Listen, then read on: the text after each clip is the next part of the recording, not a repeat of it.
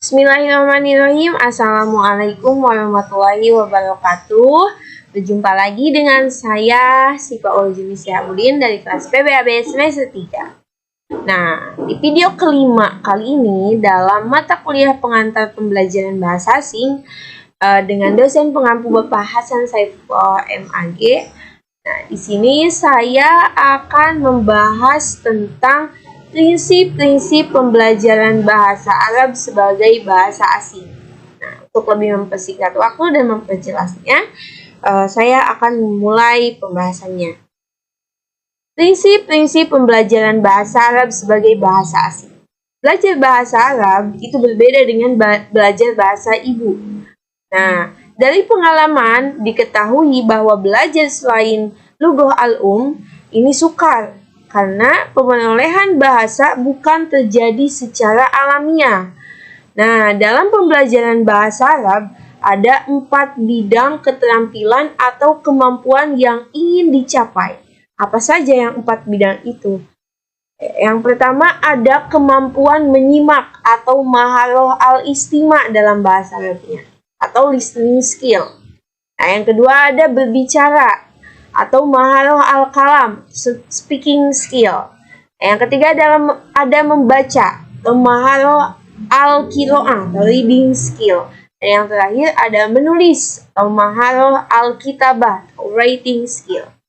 Nah, keterampilan menyimak dan membaca dikategorikan ke dalam keterampilan reseptif atau al-maharoh al-istiqbaliyah, receptive skill.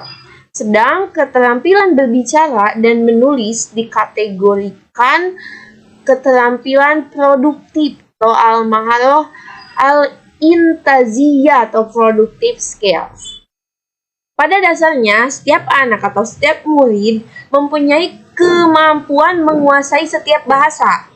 Walaupun kadar motivasi yang dimiliki oleh anak itu berbeda-beda, tergantung tujuan masing-masing yang ingin dicapai oleh anak tersebut atau murid tersebut, serta kemampuan dan minat yang dimiliki dan motivasi yang ada dalam diri si muridnya atau si pembelajarnya.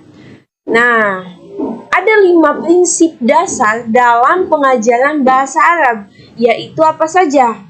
Yaitu prinsip prioritas dalam proses penyajian, prinsip koneksivitas, prinsip bertahap, prinsip kebermaknaan, dan prinsip pujian atau imbalan. Nah, untuk lebih memperjelasnya, mari kita bahas satu persatu.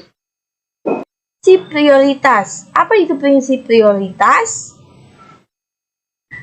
Prinsip prioritas yaitu penyampaian materi pengajaran dalam pembelajaran bahasa Arab harus memperhatikan prinsip-prinsip prioritas.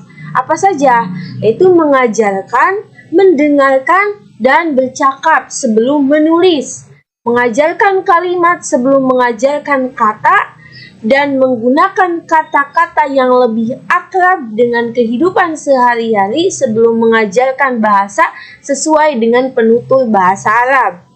Nah, prinsip mendengar atau berbicara terlebih dahulu sebelum menulis. Kita bahas ya yang pertama. Prinsip ini berangkat dari asumsi bahwa pengajaran bahasa yang baik adalah pengajaran yang sesuai dengan perkembangan bahasa. Perkembangan bahasa yang apa? Yang dialami pada setiap manusia, yaitu setiap anak atau setiap murid akan mengawali perkembangan bahasanya dari mendengar dan memperhatikan, kemudian ditiru oleh murid tersebut. Nah, hal ini menunjukkan bahwa kemampuan mendengar atau menyimak harus lebih dulu dibina. Nah, kemudian kemampuan menirukan ucapan, lalu aspek lainnya seperti membaca dan menulis. Nah, kedua ada mengajarkan kalimat sebelum mengajarkan bahasa. Dalam mengerjakan struktur kalimat, sebaiknya mendahulukan mengajarkan struktur kalimat atau nahwu, kemudian masalah struktur kata atau sorof. Nah, dalam mengajarkan struktur kalimat atau jumlah, sebaiknya seorang guru memberikan hafalan berupa teks atau bacaan yang mengandung kalimat sederhana dan susunannya yang benar. Nah, hendaknya seorang guru itu memulai pembelajaran itu tidak yang berat-berat. Nah, oleh karena itu, sebaiknya seorang guru bahasa Arab dapat memiliki kalimat yang isinya mudah dimengerti oleh muridnya.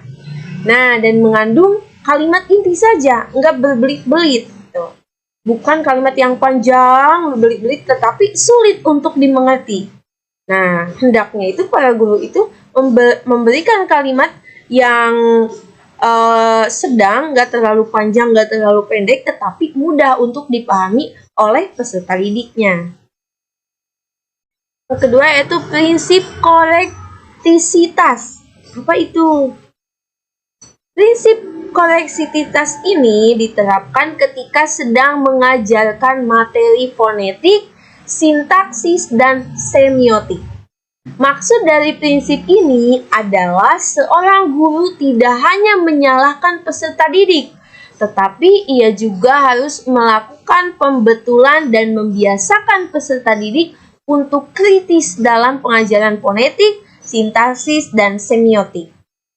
Korektisitas pengajaran fonetik dapat dilakukan melalui latihan pendengaran dan ucapan.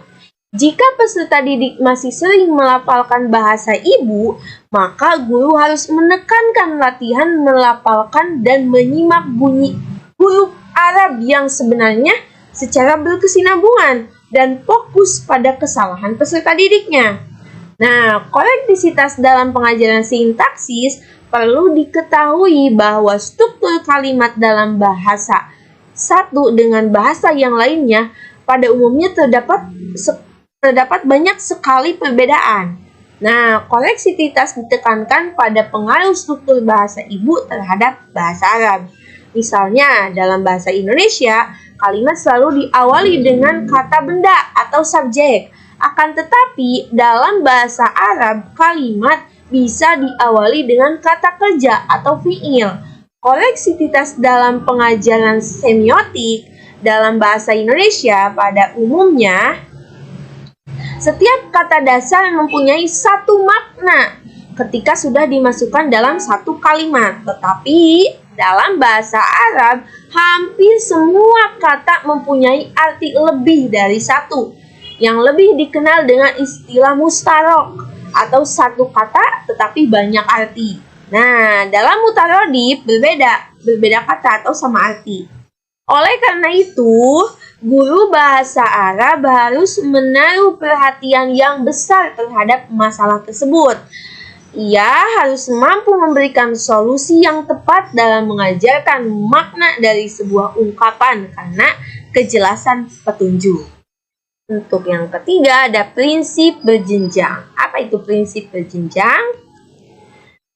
Jika dilihat dari sifatnya, ada 3 kategori prinsip berjenjang. Wow, apa aja? Yaitu pergeseran dari yang konkret ke yang abstrak, dari yang global ke yang detail, dari yang sudah diketahui ke yang belum diketahui. Ada kesinambungan antara apa yang telah diberikan sebelumnya dengan apa yang akan diajarkan selanjutnya. Dan ada peningkatan bobot penjelasan terdahulu dengan yang selanjutnya, baik jumlah, jam, maupun materinya. Berikut ini adalah beberapa jenjang pengajaran dari materi-materi Arab, yaitu yang pertama ada jenjang pengajaran. Jenjang pengajaran mufradat. Pengajaran kosakata hendaknya mempertimbangkan dari aspek-aspek penggunaannya bagi peserta didik, yaitu diawali dengan memberikan materi kosakata yang banyak digunakan dalam keseharian dan berupa kata dasar. Selanjutnya, setelah diberikan mufradat atau kata-kata dasar, memberikan materi kata sambung. Hal ini dapat dilakukan agar peserta didik dapat menyusun kalimat dengan sempurna sehingga terus bertambah dan berkembang kemampuannya. Yaitu dimulai dari kosakata dasar, terus diberikan kata sambung. Nah, di sana kita dapat membuat kalimat Nah, akan terus bertambah, berkembang terus. Nah, yang kedua ada jenjang pengajaran qawaid. Dalam pengajaran qawaid, baik qawaid nahwu maupun qawaid shorof juga harus mempertimbangkan kegunaannya dalam percakapan atau keseharian. Nah, dalam pengajaran qawaid nahwu, misalnya harus diawali dengan materi tentang kalimat yang sempurna atau jumlah mufidah. Nah, tetapi rincian materi penyajian harus dengan cara mengajarkan tentang isim, fi'il, dan haraf. Yang ketiga ada tahapan pengajaran makna dalam mengajarkan makna. Dalam mengajarkan makna kalimat atau kata-kata, guru hendaknya memulainya dengan memilih kata-kata atau kalimat yang paling banyak digunakan dan ditemui dalam kehidupan sehari-hari. Selanjutnya, makna kalimat lugas sebelum makna kalimat yang mengandung arti idiomatik. Dilihat dari teknik materi pengajaran bahasa Arab, tahapan-tahapannya dapat dibedakan menjadi pertama ada pelatihan melalui pendengaran. Sebelum melalui penglihatan, melalui pendengaran terlebih dahulu. Terus pelatihan lisan atau pelafalan sebelum membaca, kita harus belajar melafalkannya. Dan penugasan kolektif sebelum individu. 4. Ada prinsip pembelajaran kebermaknaan. Apa itu? Prinsip pembelajaran kebermaknaan meyakini pentingnya faktor ini dalam belajar untuk menjadikan peserta didik lebih menyerap pelajaran secara lebih lama daripada belajar secara hafalan. Misalnya dalam mengajar kosakata maupun gramatika, guru sebaiknya mengajarkan dalam konteks dulu.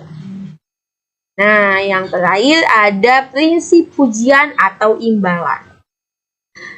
Prinsip pujian atau imbalan menegaskan bahwa manusia secara universal terdorong untuk melakukan sesuatu karena ada imbalan. Nah, keampuhan imbalan baik dalam perilaku binatang maupun manusia sudah terbukti. Seekor lumba-lumba atau anjing yang cerdik dalam sebuah sirkus mau melakukan perintah pawangnya semata-mata karena adanya imbalan, yaitu apa? Makanan. Nah, guru seringkali lupa akan hal ini, sehingga mereka kebanyakan kikir dalam memberi reward dalam bentuk pujian yang sebenarnya pada konteks-konteks tertentu diperlukan. Ya. Biasanya prinsip pujian atau imbalan ini suka membangkitkan semangat peserta didik. Nah, karena secara tidak langsung peserta didik itu jika mampu menjelaskan kembali apa yang guru perintahkan, apa yang guru jelaskan, itu kadangkala dia ingin dipuji, oh kamu bagus ini, memperhatikan gini. Tapi seringkali guru lupa akan hal itu.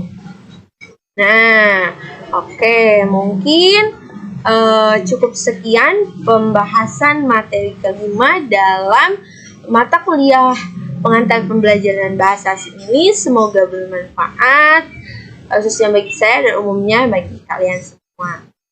Kurang lebihnya seperti itu, mohon maaf apabila banyak kesalahan. Billahi taufiq wal hidayah. Assalamualaikum warahmatullahi wabarakatuh.